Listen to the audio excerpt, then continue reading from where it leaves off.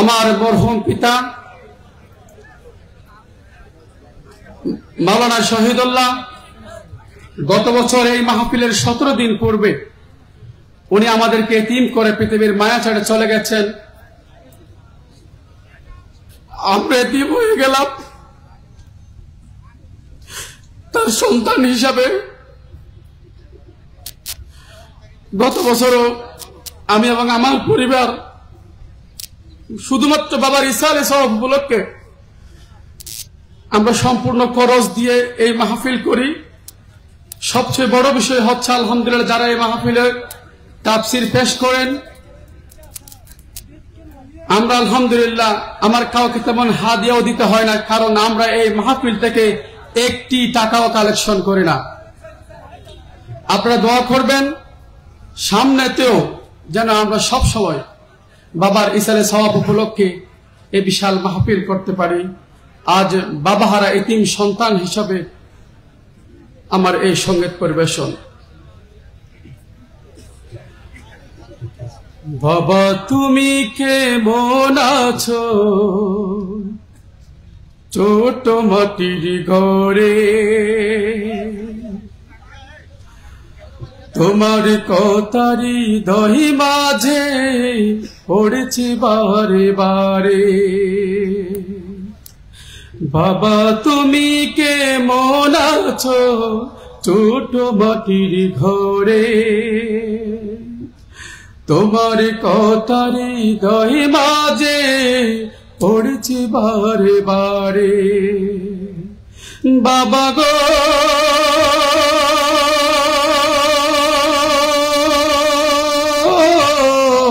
বাবা,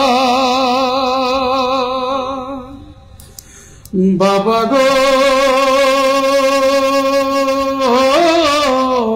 বাবা, কত আদর কত স্নেহ তোমার কাছে পেলাম,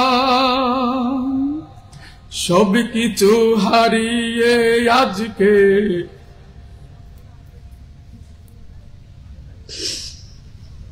নিঃস্ব হয়ে গেলাম। কত আদর কত স্নেহ তোমার কাছে পেলাম, সব কিছু হারিয়ে আজকে নিঃস্ব হয়ে গেলাম। ভালোবাসি তোমায় বাবা বুকটা যে যাই চিরে, ভালোবাসি তোমায় বাবা বুকটা যে যাই চিরে। তোমার কথার হৃদয় মাঝে পড়ছে বারে বারে। বাবা গো বাবা, বাবা গো বাবা, তোমার মতো আপন কেহ পাই না তো আর খুঁজে,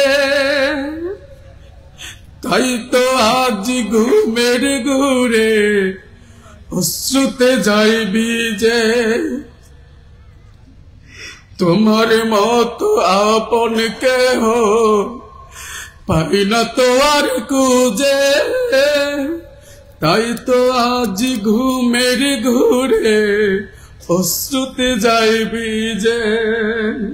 শোকে থাকো পরম শোকে জান্নাতের ভেতরে, শোকে থেকো পরম শোকে জান্নাতের ভেতরে। তোমার কথার হৃদয় মাঝে পড়ছে বারে বারে। বাবা গো বাবা, বাবা গো বাবা, বাবা তুমি কেমন আছো ছোট মাটির ঘরে, তোমার কথার হৃদয় মাঝে পড়েছে বারে বারে। বাবা তুমি কেমন আছো ছোট মাটির ঘরে, তোমার কথারি দহি মাঝে পড়েছে বারে বারে। সবাই আমার বাবার জন্য দোয়া করবেন। আসসালামু আলাইকুম ওয়া রাহমাতুল্লাহি ওয়া বারাকাতুহু।